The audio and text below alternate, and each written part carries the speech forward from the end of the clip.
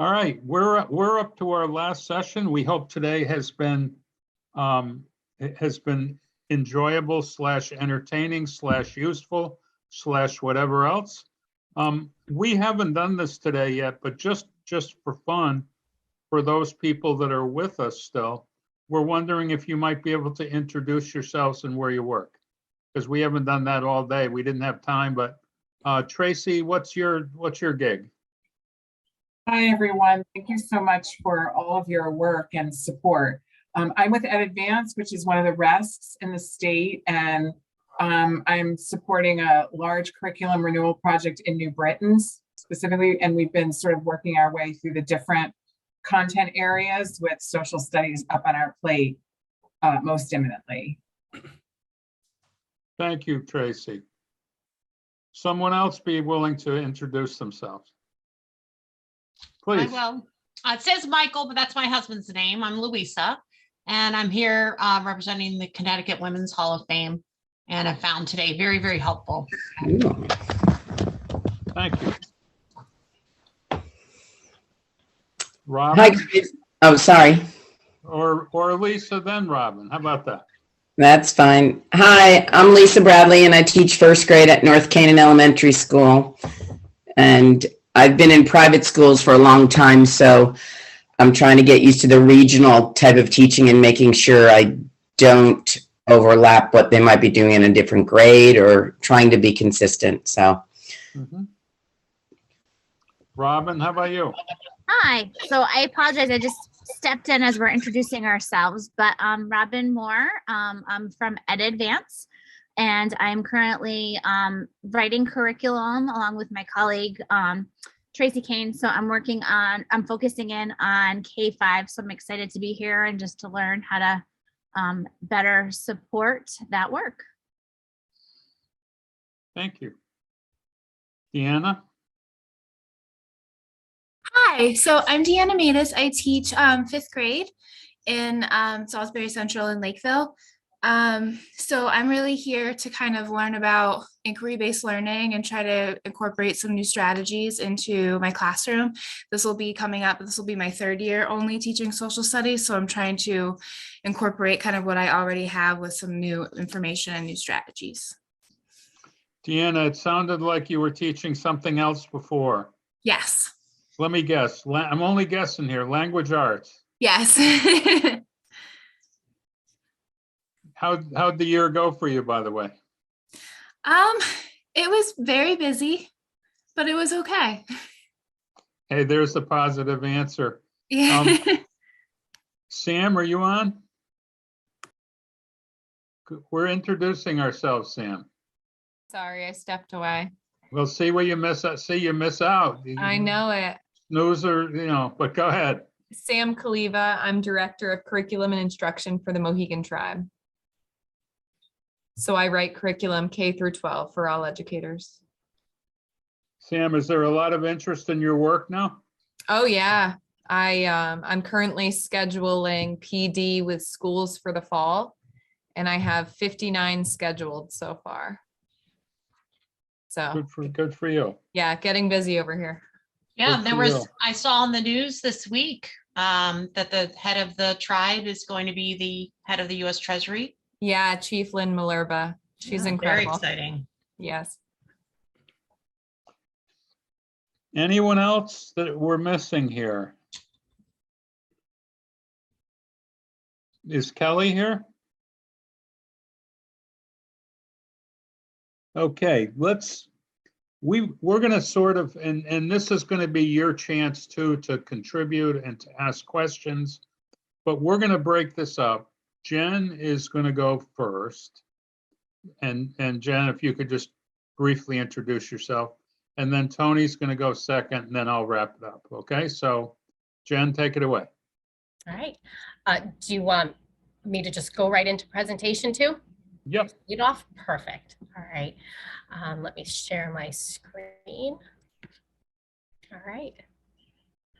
So I am Jennifer Vino. I'm the Director of Social Studies, K through 12 for Hamden Public Schools. I've been in Hamden for 7 years, and I was in Stratford prior to that teaching both middle school and high school, and then becoming the department head in charge of 712 social studies there. So having had some more experience at all grade levels has been an amazing experience. It's a lot of work.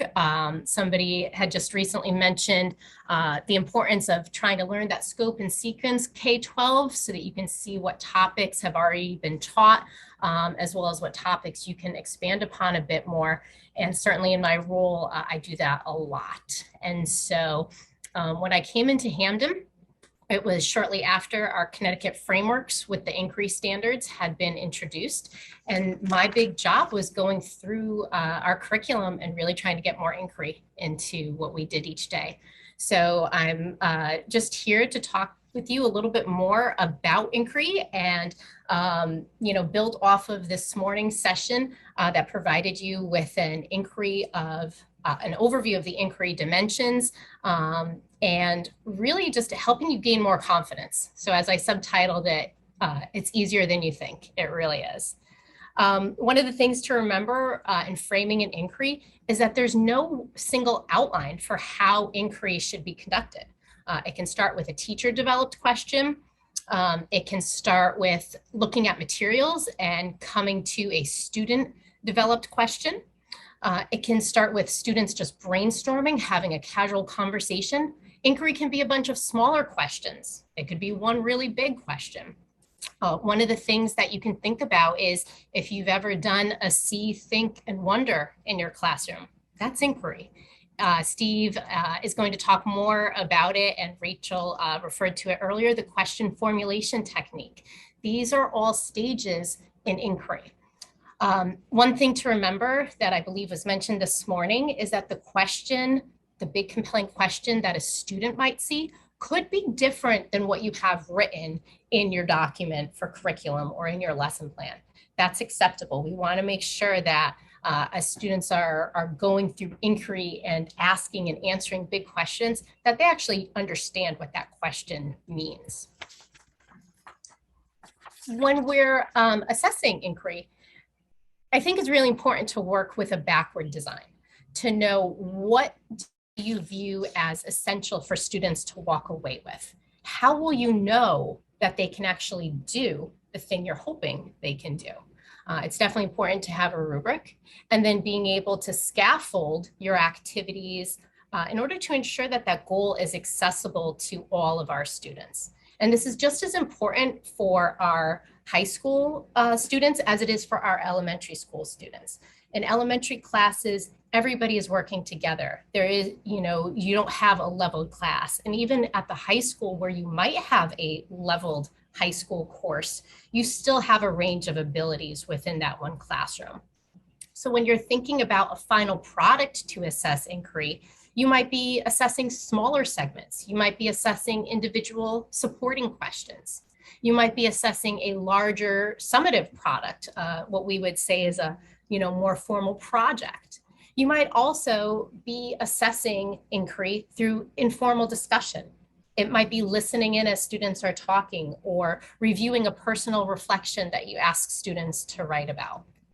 The most important thing that we want to remember is that inquiry teaches students how to think and not what to think. And this is especially important as we're talking more and more about what some people would consider provocative or controversial topics in social studies.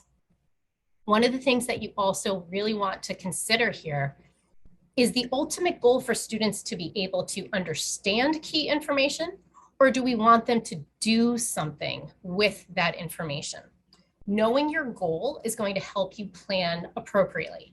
And there are certainly times where either one of those goals would be best suited for your lesson. At times, you might choose to simply give the students the information so that they can focus more of their class time on doing something with it. At other times, you might choose to have students try to uncover the information looking at a variety of documents. And in that case, you're going to have to think about how you might need to modify things so that it is, again, accessible to all students. So for example, do they need to read an entire page that's an excerpt from a document, or could they make do with a paragraph or even just a few sentences that will help them drill down to get that key information so they can therefore do something with it.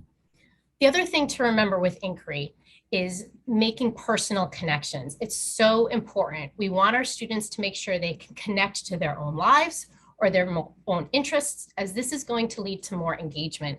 And certainly all of us in the classroom have had those experiences in the last few years where we're seeing students disengage and feeling a bit of that lag in social skills or understanding how to just student, right? How to be a student has been really impacted by this pandemic.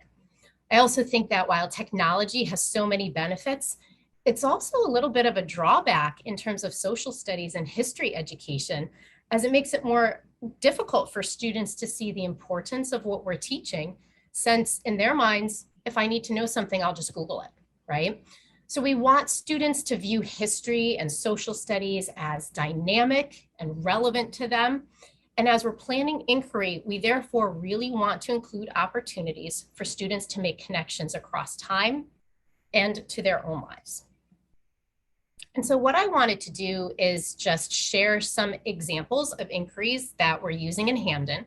I'm going to say right now, they're not perfect.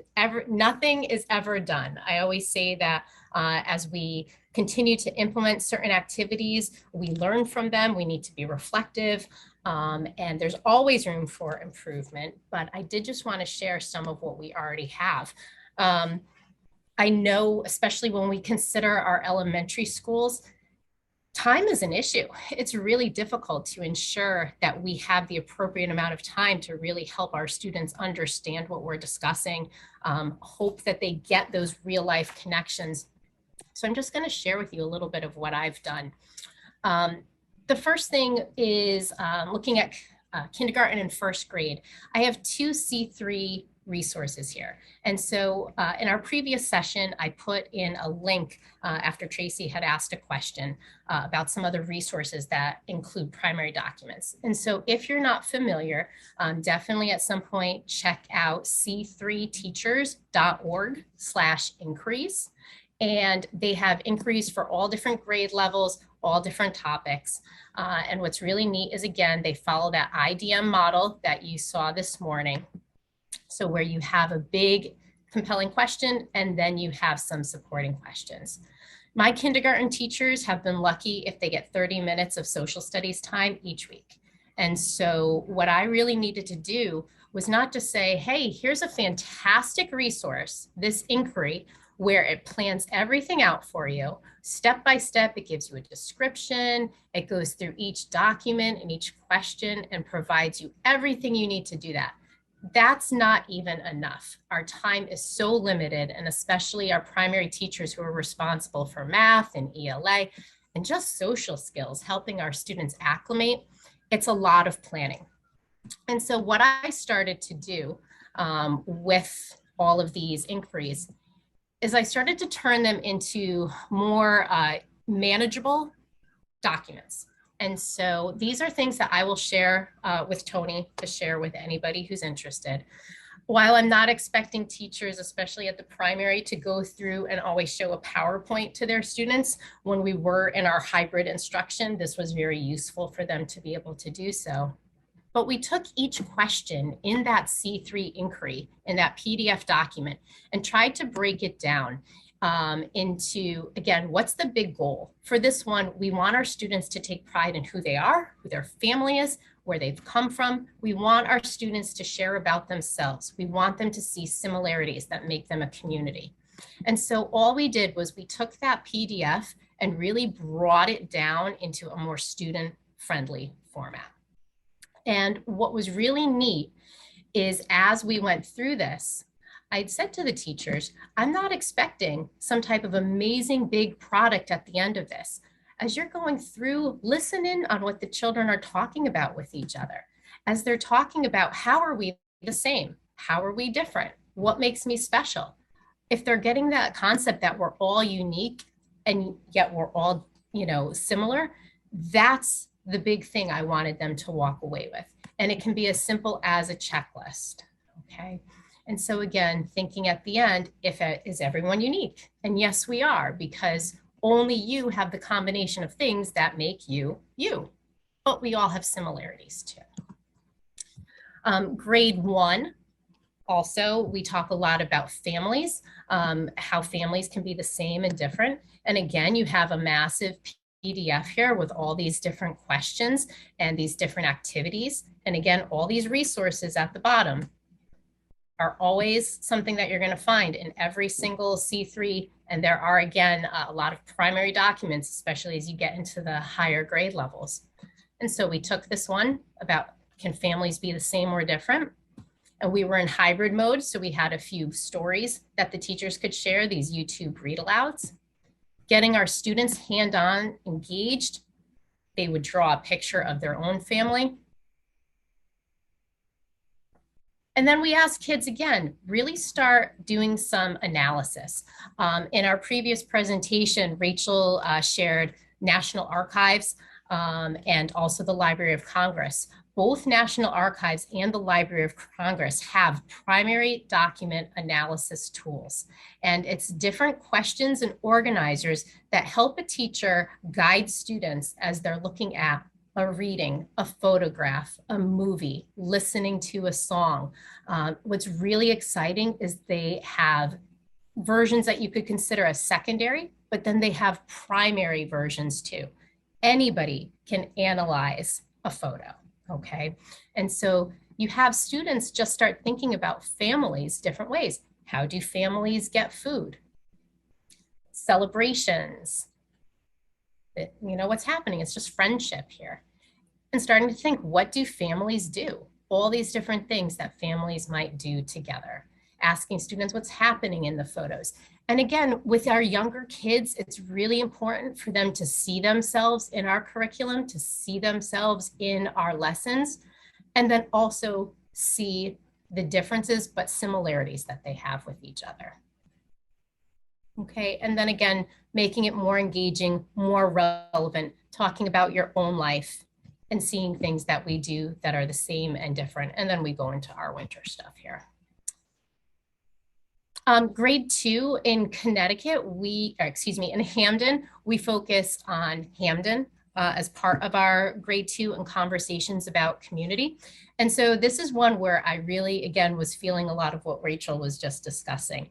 If we live in the present, why should we care about the past? And I had pulled together, using a newspaper article, an issue that had happened in Hamden where our middle school was relocated. They raised our middle school several years back, rebuilt it, and it was a big deal then. And it's still a big deal to this day about the leftover property, what's happened in our town and the impact it's had. And so obviously it might be a struggle for our second graders to read an article from the New Haven Register, but we had the teachers read through key paragraphs that would give an example of why Hamden chose to get rid of the middle school, what people were worried about could happen. And then we have a more recent article talking about that old building and sort of the political divide that was occurring in our town because of that. And one of the things that we really wanted students to think about is how do events from the past impact our lives to this day? Actually connected with our local historical society and spent a day going through folders and folders of just images and all these old documents. And this happens to be an image of one of our elementary schools being built. And it's a prime example of inquiry. Again, just what's happening in this photo? What questions do you have? Steve is going to go through, again, that question formulation technique. Our kids got so into these photos of these old buildings. I looked at images from the early 1900s and tried to find that same location today to see what it looks like. We found images of children in front of their schools. I happened to find this one image of this gentleman, Mike Stopkowski, on his farm. And I randomly went down this rabbit hole. I Googled Mike's name because the spelling seemed off on different records I found. I found his census record. And we decided what a perfect event to connect to because we were taking our census, right? So we showed students a copy of what the census looks like. Definitely, it was intense for second grade, but we could still talk about what this is and how their families were doing it, and talking about how we can see who's at an address, how many people are living in that home, how many people are on the street. It told us what jobs they had.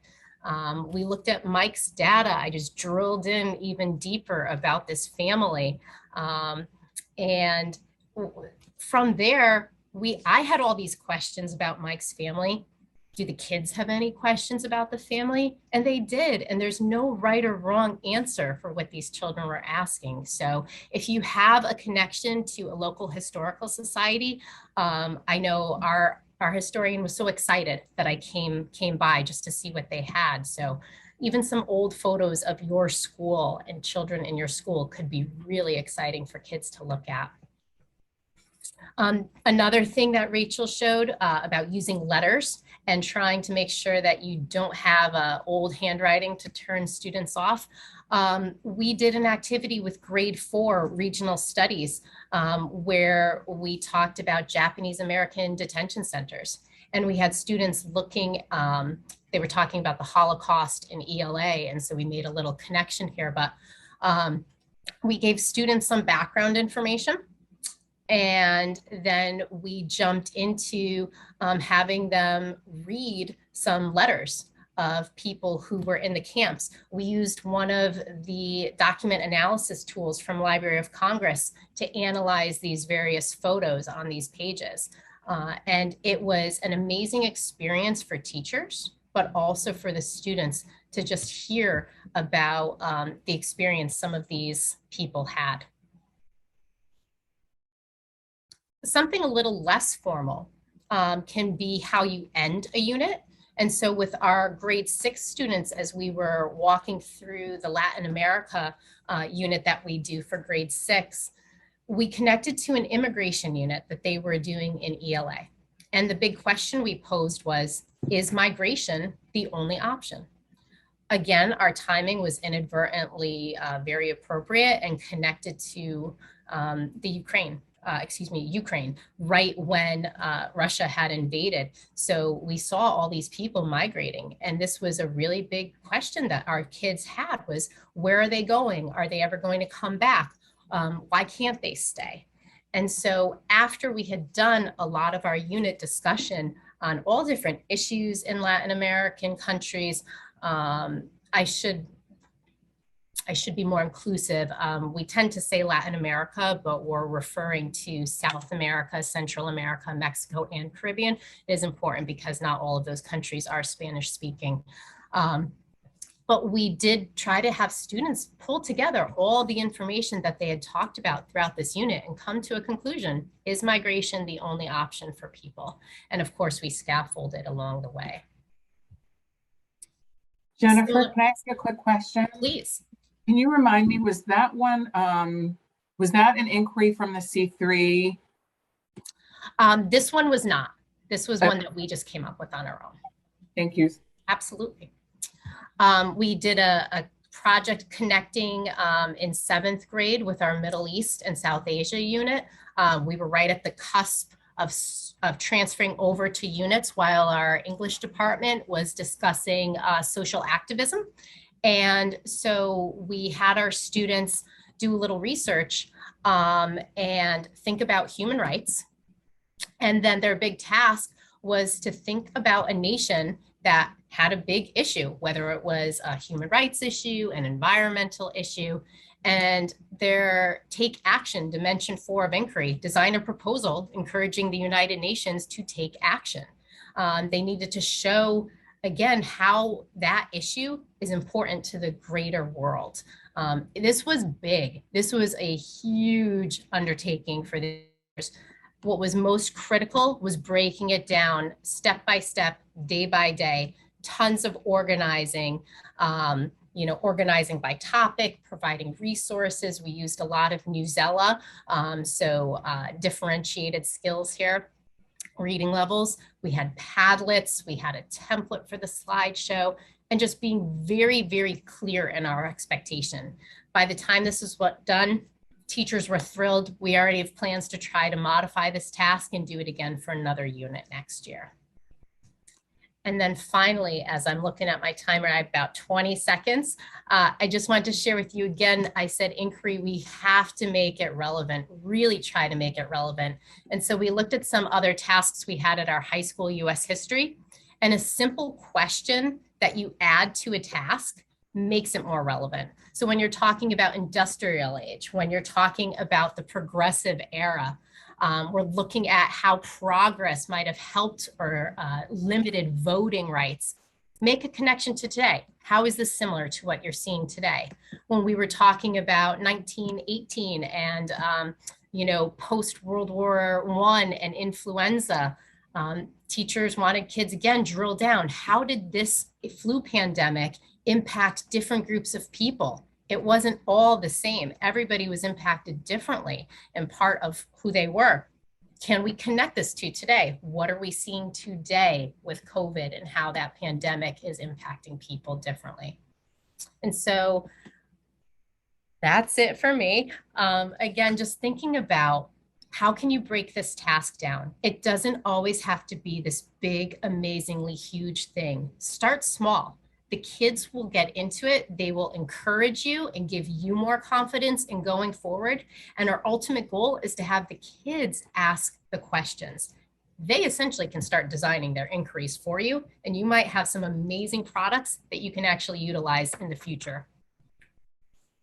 And that's it for me. Thanks, Steve. Okay. I think I'm up next here. So hello, everyone. Tony Roy. President, Connecticut Council for the Social Studies. I'm just going to share with you a little bit today about how I've used inquiry in my classroom. Just jumping off of what Jen had just said, where students were kind of making their own inquiries. I'm actually going to show you what students in the grades 10, 11, and 12 have done to develop their own inquiries. And then I'm going to provide some resources that you can use for grades 6 through 8, 3 to 5. So unfortunately, I don't have any resources for grades K to 2, but I think a lot of the things that we're going to be talking about in this little session are going to kind of cover, and you'll be able to see how you can break those down and use them in those classrooms. So just a little bit about me. In addition to being president of the Connecticut Council for Social Studies, I'm also a teacher at Global Experience Magnet School in Bloomfield. You can check out ConnecticutSocialStudies.org. Many of you have to register for this program. You can also email me here, mrroyct@gmail.com. And then if you want to find out anything about me personally, you can check out canoe52.com. My wife and I are trying to canoe all 50 states, including DC and Puerto Rico. We thought we were going to get it done a lot faster than we are, but we're at 21. Okay, we're going to North and South Dakota this summer, which we're very excited about. Just to check those out. And a little bit about our sponsors. In addition to Connecticut Council for the Social Studies and the Connecticut State Department of Ed, also the Connecticut Democracy Center and the Connecticut Humanities are providing the providing funding to provide this workshop for free. So just a little bit more about the Connecticut Council for the Social Studies. Just briefly, I wanted to show you our strategic goals for 22 to 25, really looking at our mission, which is at the very top. Our mission, in alignment with the National Council for the Social Studies, is to advocate and build capacity for high quality social studies by providing leadership services and support to educators. And if you look at goal 2, goal 3, and goal 4, these are the ones that are really the outward facing goals, just so to let you know what we're here to do and how we're here to help you. Number 2 is increase awareness, appreciation, and support for the social studies. This is part of that goal. Equip and empower teachers to educate for civic engagement. We've been talking about that pretty much all day. And then also promote diversity, equity, and anti-racism in the social studies. You can find this graphic and all of our strategic plan at ConnecticutSocialStudies.org under the About page. All right, so that's just a little bit of the warm-up, just to kind of let you know what our organization is all about. Now what I'm going to do is I'm going to switch gears just a little bit here, and we're going to look at some projects. The first one I'd like to show you is really at the senior level. This is a capstone project. The capstone project in our school for grade 12 is a graduation requirement. All of the students, all the seniors take this, and they choose a topic that is interesting to them, right? Some students look at topics that are related to careers. Some look at things that are social issues. Others are looking at passions, personal passions that they have. And these are just all the different ways that you can kind of access this point. And what the students do at the beginning of the year, after they choose this topic, they create an inquiry question. This student's inquiry question is, what is the influence of social media on students' academic performance? This is the question that they're going to study for the entire year, right? They start in September and they end their process all the way in May and June with the development of the portfolio. We're actually looking at a student's portfolio now. And also they make a presentation. And again, this is senior year, right? So that's why it's such a big description. I will show you how we get students to this point. So it's not just going to be praising the student for the work they've done, but we're going to show you how we scaffold it up through the years. So not only do they point out this question, they have to say why they chose the topic, which you can see that here. This is all on a website. They use this for Google Sites. They developed this the whole year. What are different perspectives on the topic, and also what are some global connections? And that just goes along with our school's theme in the Portrait for a Graduate, which really is helping them become a global citizen. So we made sure we put in the global connections piece there. Now, I'm not going to go into every part of this portfolio, right? So there's an academic growth section where they choose a goal for themselves for the year, right? A writing goal and a communication goal. They look at a piece of data, they determine what their goal is going to be, they track their progress over time, and then they say whether or not they've made that goal. That is a major part of this portfolio, but we're not going to look at that today. The part that we're going to look at really is the inquiry and the action. So we're going to go to this inquiry page here. So not only do they go ahead and say what the question is, the influence of media, right? But they also have to write a justification. Why is this a good question? Now, this is actually part of a longer paper, the compelling question justification, or the inquiry question justification that they do at the beginning of the year. That's a 7-page paper that they write. And this is just like the boiled down version of their justification. They develop a thesis. This person's thesis here is academic performance is jeopardized from social media's influence because it causes sleep deprivation and negative mental health. They look at this topic in several ways. Again, we have a literature review that they write. There's an annotated bibliography of 10 different sources. And then they write a paper that is 10 to 12 pages, including the works cited page. Why is it 10 to 12 pages? I actually went to some professors that work at Central Connecticut State University. I said, what do incoming freshmen need to be able to do? And they said they need to be able to write a 10 to 12 page paper, including works cited. So that's the goal. I said, well, let's make that the goal. And then what you can do is, we're not going to go through all this, but as they're building their portfolio, they put their documents in here, and they also give a little overview of what each document is. And then we also have them do an interview, right, where they're getting out of the school system, right, getting outside of the building, and they're interviewing someone that is an expert in the field, right? And this is actually a really wonderful career and college readiness goal for students to accomplish. And then after they've written their paper and they have their argumentative paper, they actually propose a solution. And then they develop an action plan. Let's look at the action plan just really quickly. They develop an action plan that goes along with their paper. This person wrote a problem statement. Here's the overall action that they're going to execute, right? Here are the steps that they're going to take.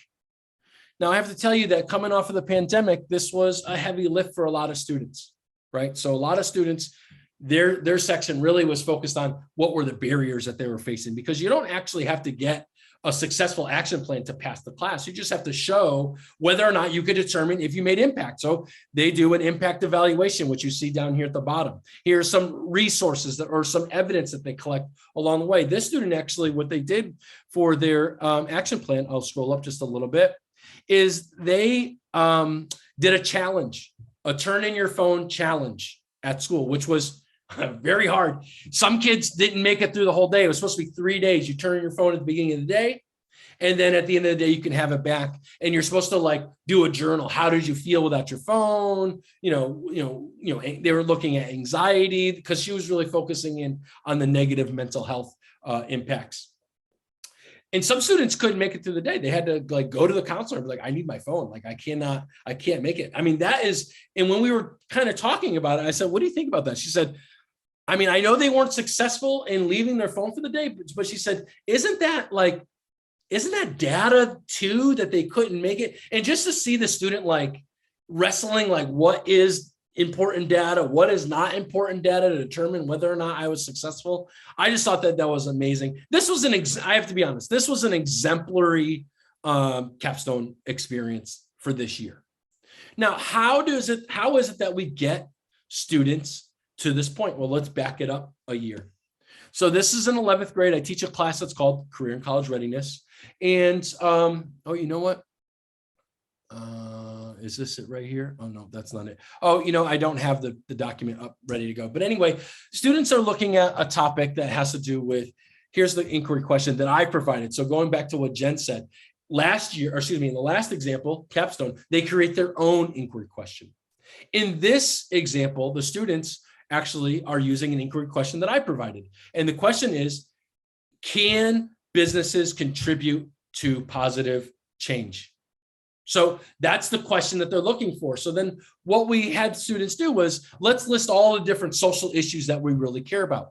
So they listed, the list was 30 different ones that students had come up with. And then I said, okay, now we did a process of narrowing it down. But anyway, we got down to one issue. And this student chose LGBTQ plus health disparities, right? So looking at the gap between health access and the LGBTQ community.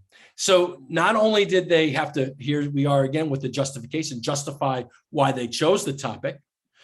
We actually went, I'm going to go down to the bottom. We went through a process of, let me go down to the bottom. They had to do an annotated bibliography with only 5 sources this time, right? Because we didn't have weeks and weeks and weeks to spend on this. 5 sources with a little description, area of focus. If you started a business, where would your business focus on, what area of the community? So they did this expanding, the self, the school, the community, the state, the region, the nation. They looked at all these different areas of influence and listed different ways they could make impact, came up with an action plan, did a little root cause analysis where they asked the 5 whys of why is something happening, digging deeper, digging deeper, digging deeper. And then finally coming up with what could be some products and services that we could offer. And then finally, they came up with a logo. This is a self-created logo, student-created logo, and a mission statement. And that might be a little bit small in the mission statement, but this person's mission statement is, our mission is to end healthcare disparities among the LGBTQ plus population by providing exceptional health resources, right? The student came up with this on their own, right? So, okay, those classes, though, I have to admit, are not the classes that everyone's teaching. So let's look at something that maybe other people are actually teaching. So this is for civics. I teach civics for grade 10.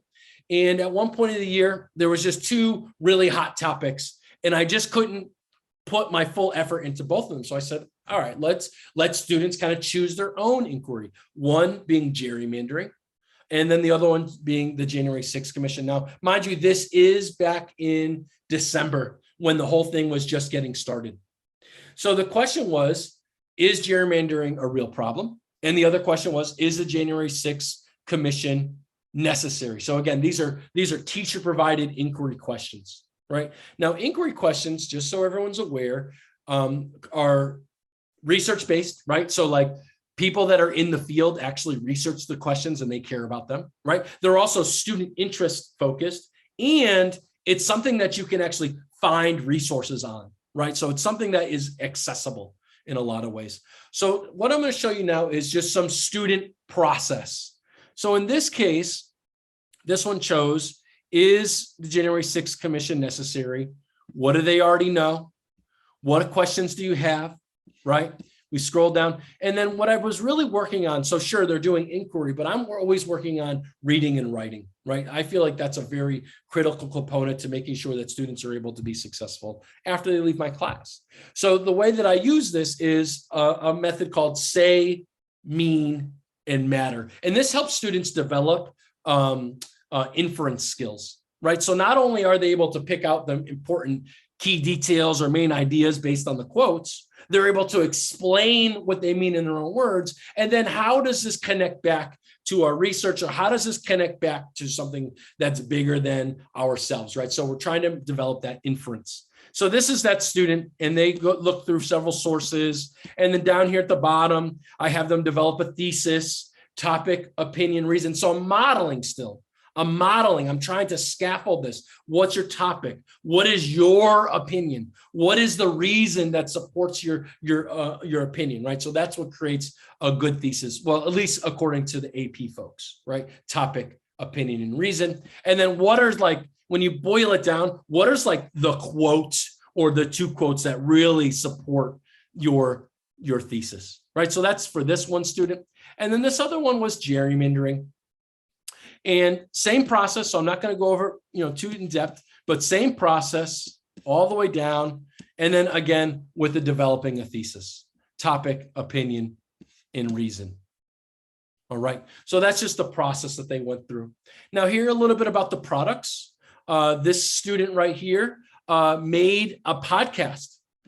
Here's the script. I'm going to attempt to play just the audio. I don't like to share students' faces to groups, so I'm just going to try to share the audio. I hope this goes through. If it doesn't, that's okay. I got plenty of other materials to show you. So let me just play this real quick. Hello, everyone, and welcome to the Civics Lesson Podcast. I'm your host, Victoria Griffin. Today, we'll be talking about two very interesting topics with two very special guests. On my left, I have Miss Melody Griffin, and on my right, Miss Brenda Israel. Hello. Hi. Let's get started.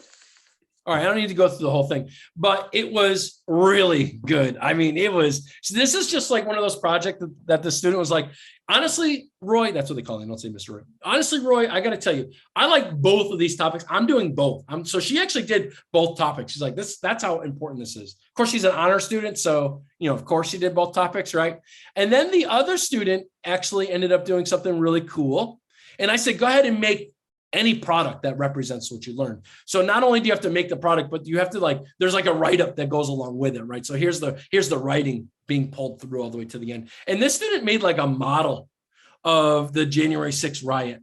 And I thought it was like really good. I kind of cropped it so you couldn't, there's like off scene, there's like a little Trump guy, and she just did a really good, put hair on them all and kind of set them up. And it's not exactly to scale, of course, but it's still like this really cool way of just taking what you learned and making something creative on it, right? So they've already done a ton of the research. They've already done a lot of the work that has to do with developing a thesis. And this time I was like, well, let's not write a paper. Let's do something a little bit more creative where you can show what you learned. They're still writing. Don't get me wrong. We're not getting out of writing. We have to write, but there's something creative that goes along with it.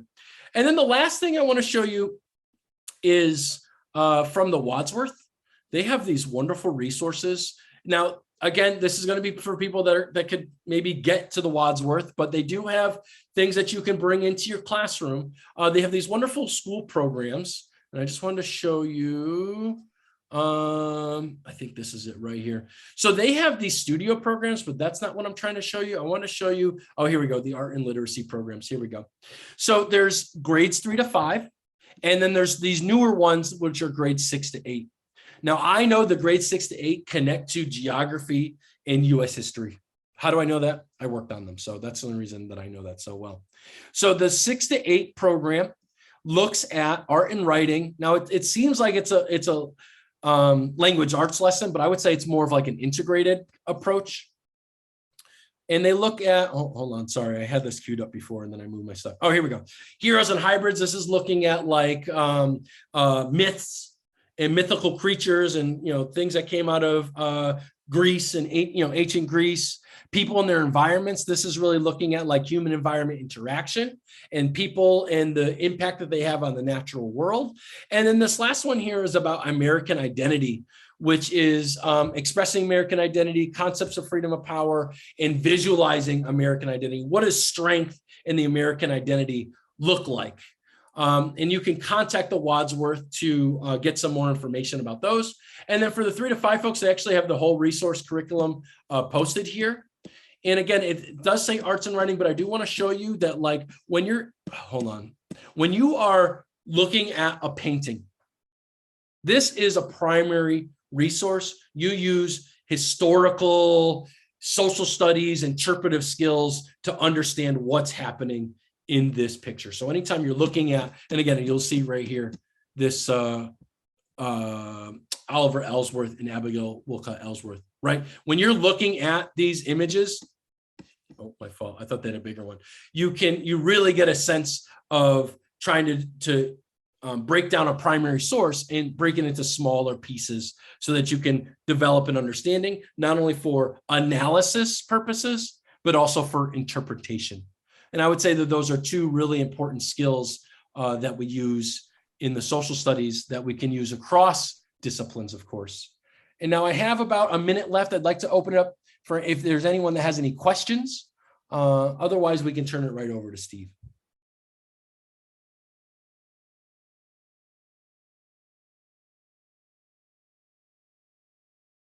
Okay, again, check us out, ctsocialstudies.org, become a member. Also check out canoe52.com. It's fun, a lot of pictures. Okay, great. I just did. It's amazing. A few final, by the way, we will not have time to do the QFT regrettably, because it's 10 to 3 right now, so there's not time for that. If anybody, by the way, is interested in that, the question formulation technique, we're doing that tomorrow morning. We're doing a half-day version of that. We're doing specifically for an hour from 10:30 to 11:30 the QFT. So if somebody is interested in that and has the time, we'll do it there. If you don't have time, go to the question formulation technique website.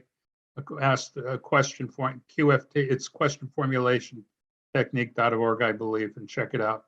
But if you want an hour version of that, come tomorrow morning. You don't come for the first part because you've already heard it, but come at 10:30 and you can get that. A couple of general comments about inquiry I would make is if you're working with teachers on that through Ed Advance, or if you're working on your own with this, you have to be willing to give some authority over to the students. You know, you're depending on the students to do the heavy lifting here.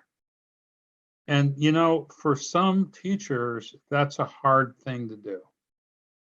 Because for teachers that are used to, and I'll stereotype here, some veteran high school teachers are used to being sort of the center of information, that's for some of them very hard.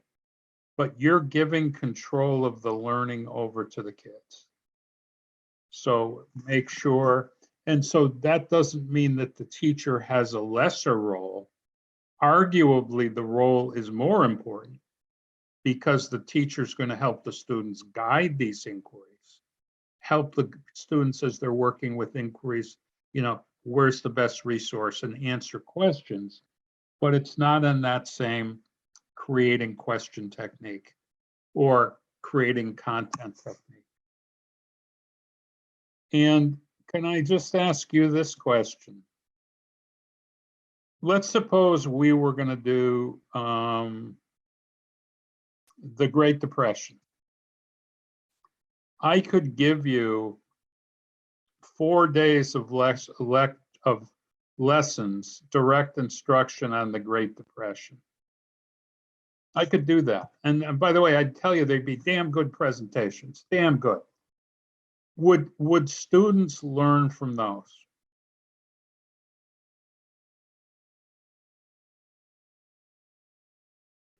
Yes. They would. Jennifer, would students learn from those?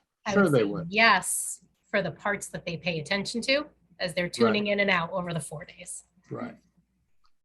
If we were going to have an inquiry activity based on studying the Great Depression, if the students were going to create a compelling question, if they were going to research the question, if they were going to present their response, will they learn from that? And how is the learning different in those than me giving 4 days of lecture / discussion or kids involved in inquiry? How is the learning different in that inquiry activity?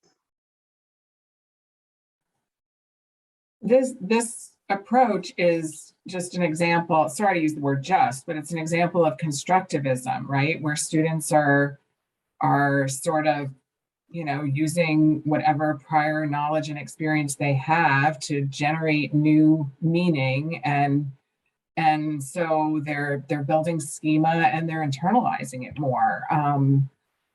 But it's a constructivist approach instead of just filling the empty vessel with information where it can just sort of go in and out. Right.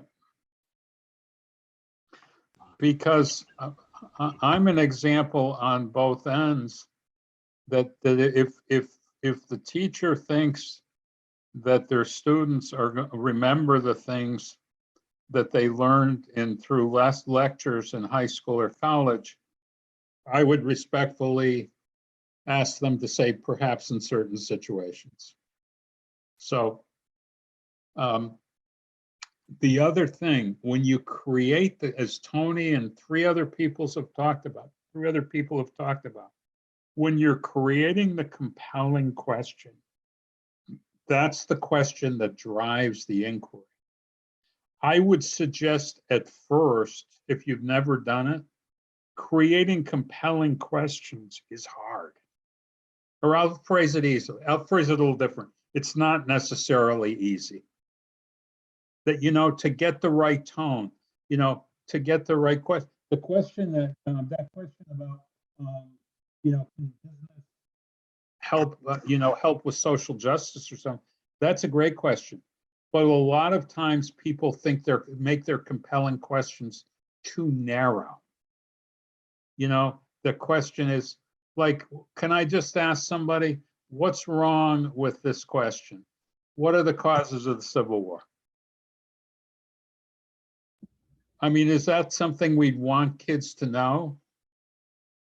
But maybe, but what's wrong with that question is a question that would drive inquiry. There's essentially a correct answer that you're Correct. Right? There's a correct answer there. Would anybody be able to make that into a better compelling answer, compelling question?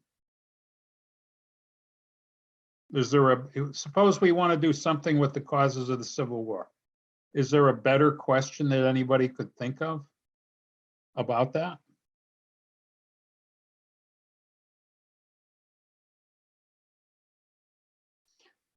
I would argue to you one step up is, how about what is the most compelling cause of the Civil War? At least that forces students to compare the different reasons.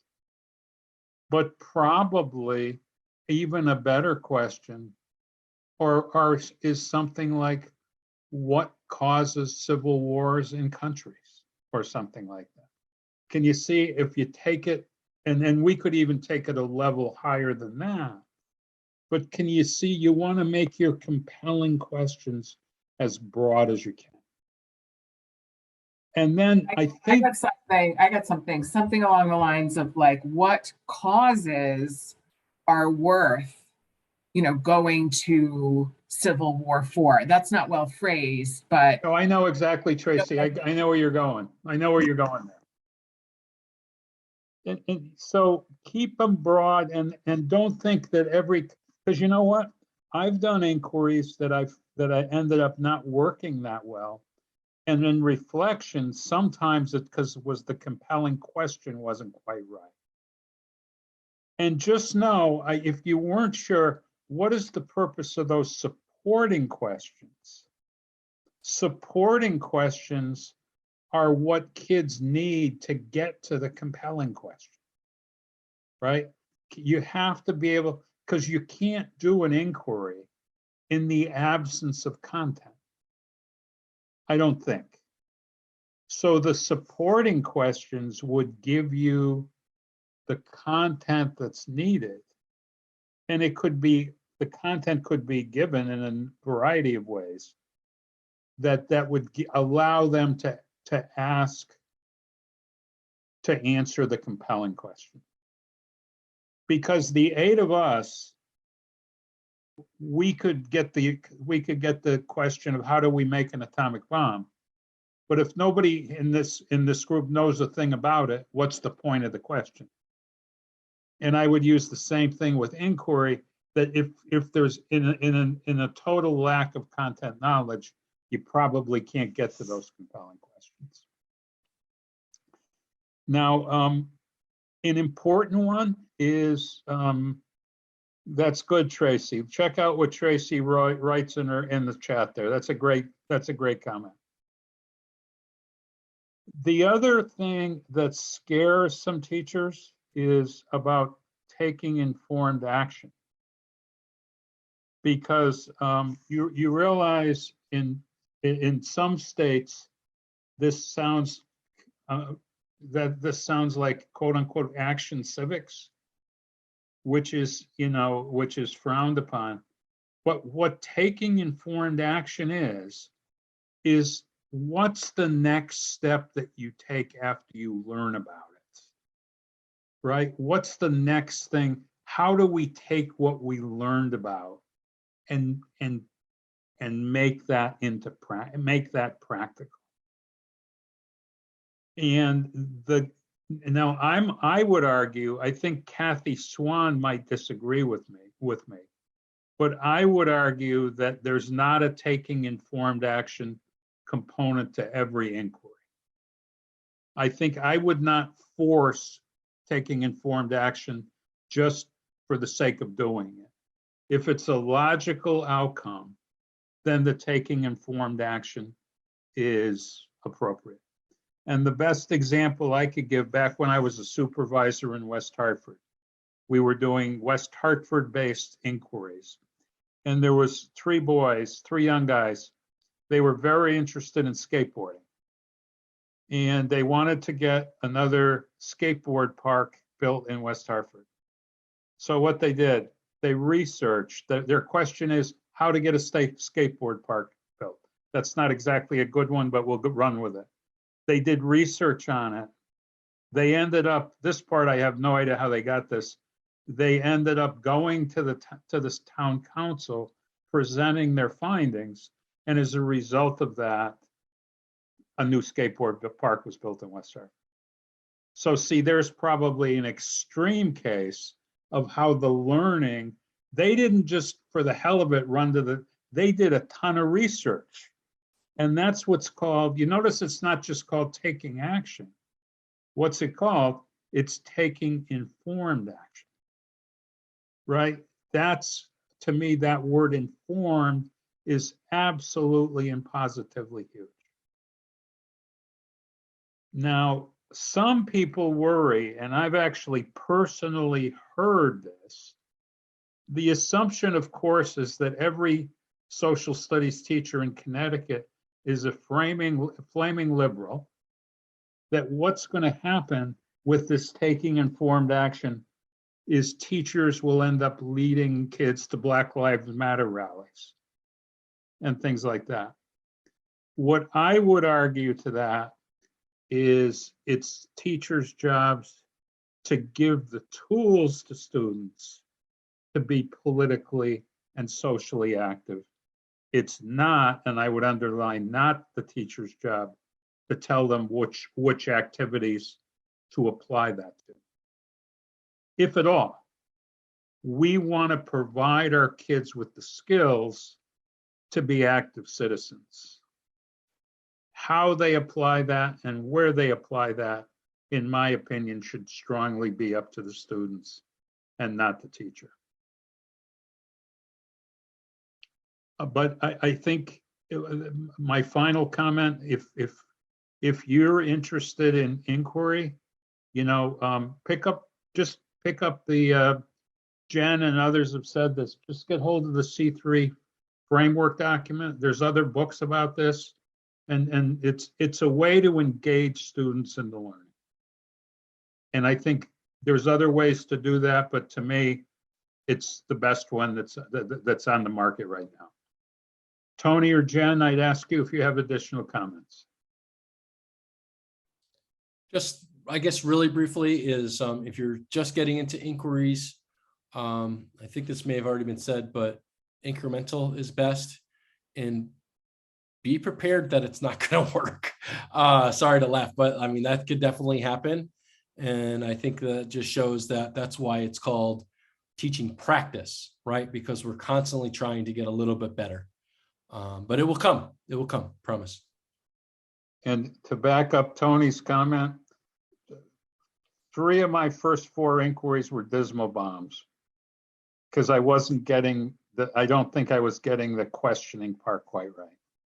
I think once you get that, and you realize what you have to, another thing to sort of, fight isn't the word, but there's many good, excellent students. Some of your top students would just as prefer sitting there, taking down the notes that you're going to give them, and then regurgitating them in some fashion down the road. This is a transformation for teachers, but this can also be a transformation for students as well. So